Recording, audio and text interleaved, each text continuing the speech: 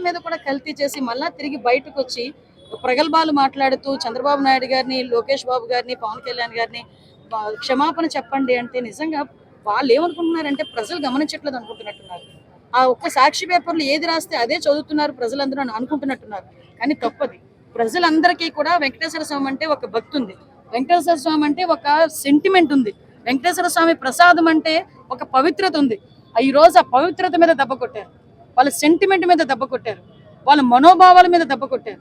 అటువంటిది ఈ రోజు మళ్ళీ బయటకు వచ్చి ఏం మొహం పెట్టుకొని మాట్లాడుతున్నారని వాళ్ళందరినీ కూడా నేను క్వశ్చన్ చేస్తున్నా. దయచేసి ఇప్పటికైనా బుద్ధి తెచ్చుకొని చేసిన తప్పును ఒప్పుకొని లెంపలు వేసుకొని ప్రజల్ని క్షమించమని అడగండి. కనీసం అందులో ఒక 10% అయినా మీ పాపం పోతుందేమో.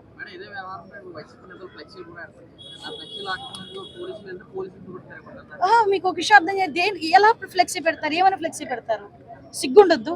అంటే మాకు మేమే కల్తీ చేసుకున్నాము, అందులో నెయ్యి లేకుండా నెయ్యి ఉందని చెప్పి పెట్టుకుంటున్నారు ఫ్లెక్సీలు ఏమైనా. అంటే వాళ్ళు చేసిన తప్పిదాన్ని కూడా కప్పిపుచ్చుకోవడానికి చంద్రబాబు నాయుడు గారి మీద, లోకేష్ బాబు గారి మీద, పవన్ కళ్యాణ్ గారి మీద నెపం నెట్టడానికి చూస్తున్నారే తప్పించి అరే మీ హయాంలో జరిగింది తప్పు అని మీ 5 నిమిషాలు పనండి. రాజకీయాలు కాదు ఇక్కడ.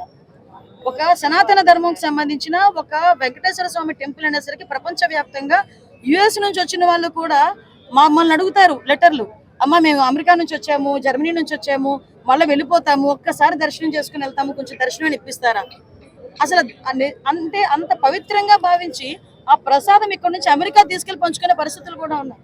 అటువంటి ప్రసాదాన్ని నెయ్యి లేకుండా కల్తీ చేసి 250 కోట్లు నొక్కేసి మళ్ళా తిరిగి ఏ మొహాలు పెట్టుకొని ఫ్లెక్సీలు పెడతారంటే నాకు అర్థం కావట్లేదు. ఈసారి ఫ్లెక్సీలు పెడితే పోలీసులు వెళ్ళి తొలగించే పరిస్థితి రాకూడదండి.